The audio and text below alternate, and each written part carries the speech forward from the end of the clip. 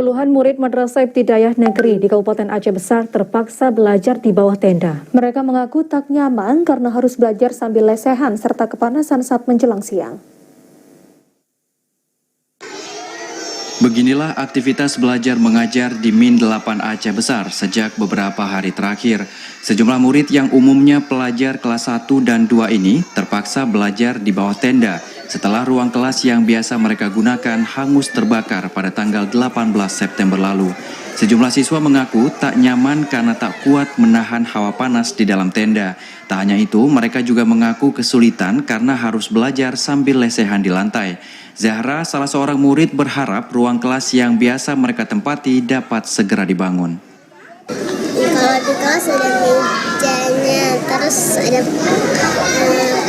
pokoknya lebih enak belajar di kelas. Kalau di sini di lantai kan, lesehan kan, meja juga nggak ada ya. Semoga ruang kelasnya cepat dibangun lagi ya, cepat diselesaikannya biar bisa belajar di ruang kelas lagi ya. Terbatasnya ruang belajar di Min 8 membuat pihak sekolah terpaksa mendirikan tenda agar aktivitas belajar mengajar tetap berlangsung. Menurut Kepala Madrasah Ibtidaiyah Negeri 8, akibat kebakaran ini hanya 14 ruang kelas yang bisa digunakan dari sebelumnya 22 ruang kelas. Jumlah ini tidak mampu menampung seluruh murid Min 8 yang saat ini mencapai 780 orang. Perhatian Kementerian Agama maupun Pemkab Aceh Besar sangat diharapkan agar para siswa dapat belajar di ruang kelas. Kami masih kekurangan kelas 12 ruang kelas.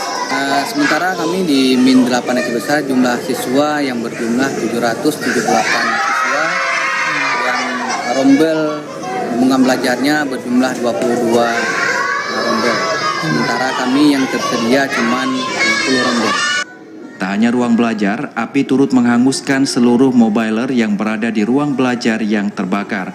Pasca kebakaran, pihak sekolah terpaksa meliburkan aktivitas belajar beberapa hari. Dari Aceh Besar, Arman Konadi, TVRI melaporkan.